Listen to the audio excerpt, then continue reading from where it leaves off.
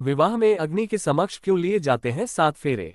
नमस्कार सम्मानीय दर्शकों, आप सभी का हृदय से स्वागत है। विवाह केवल दो व्यक्तियों का ही नहीं, बल्कि दो आत्माओं और दो परिवारों का पवित्र मिलन है। यह एक ऐसा अनोखा बंधन है जिसे 7 जन्मों तक निभाने का संकल्प लिया जाता है। आज हम बात करेंगे 7 फेरों की, जो हिंदू विवाह का सबसे महत्वपूर्ण और पवित्र अंग माने जाते हैं। क्या आपने कभी सोचा है कि विवाह में अग्नि के समक्ष 7 फेरे ही क्यों लिए जाते हैं? इसका क्या आध्यात्मिक, धार्मिक और सामाजिक महत्व है?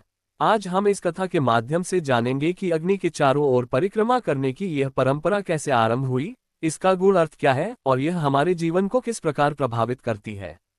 साथ ही हम विवाह के उन विभिन्न प्रकारों पर भी प्रकाश डालेंगे जिनका उल्लेख हमारे शास्त्रों में मिलता है। तो आइए इस दिव्य कथा का शुभारंभ करते हैं और इस पवित्र परंपरा के पीछे छिपे गहरे रहस्यों को समझते हैं। यज्ञाग्नि के चारों ओर फिरना ही परिक्रमाएं फेरे के नाम से जानी जाती हैं। इसे भंवर फिरना भी कहते हैं। यूं तो पौराणिक आधार अनुसार यज्ञाग्नि की 4 परिक्रमाएं करने का विधान है, लेकिन लोकाचार से 7 परिक्रमाएं करने की प्रथा चल पड़ी है। ये 7 फेरे विवाह संस्कार के धार्मिक आधार होते हैं।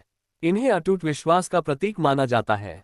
विवाह के अवसर पर यज्ञाग्नि की परिक्रमा करते हुए वर वधू मन में ये धारणा करते हैं कि अग्निदेव के सामने सबकी उपस्थिति में हम 7 परिक्रमा करते हुए ये शपथ लेते हैं कि हम दोनों एक महान पवित्र धर्म बंधन में बंधते हैं।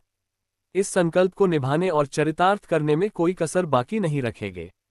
अग्नि के सामने ये रस्म इसलिए पूरी की जाती है क्योंकि एक ओर अग्नि जीवन का आधार है, तो दूसरी ओर जीवन में गतिशीलता और कार्य की क्षमता तथा शरीर को पुष्ट करने की क्षमता सभी कुछ अग्नि के द्वारा ही आती है। आध्यात्मिक संदर्भों में अग्नि पृथ्वी पर सूर्य की प्रतिनिधि है और सूर्य जगत की आत्मा तथा विष्णु का रूप है। अतः अग्नि के समक्ष फेरे लेने का अर्थ है परमात्मा के समक्ष फेरे लेना।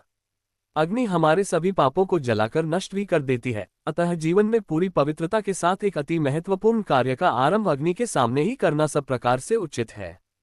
वर वधू परिक्रमा बाएं से दाएं की ओर चलकर प्रारंभ करते हैं। पहली 4 परिक्रमाओं में वधू आगे रहती है और वर पीछे तथा शेष 3 परिक्रमाओं में वर आगे और वधू पीछे चलती है। हर परिक्रमा के दौरान पंडित द्वारा विवाह संबंधी मंत्रोच्चारण किया जाता है। परिक्रमा पूर्ण होने पर वर वधू गायत्री मंत्रानुसार यज्ञ में हर बार एक आहुति डालते हैं। विवाह कितने प्रकार के होते हैं? शास्त्रों के अनुसार विवाह 8 प्रकार के होते हैं: ब्राह्मण, देव, आर्ण, प्राजापत्य, असुर, गंधर्व, राक्षस और पैशाच। इसमें प्रथम 4 प्रकार के विवाह श्रेष्ठ कहे गए हैं, अंतिम 4 निकृष्ट कहे गए हैं। प्रिय दर्शकों, आज हमने विवाह संस्कार की गहनता को समझा और जाना कि 7 फेरे क्यों लिए जाते हैं तथा अग्नि को साक्षी मानकर इस पवित्र बंधन को क्यों संपन्न किया जाता है।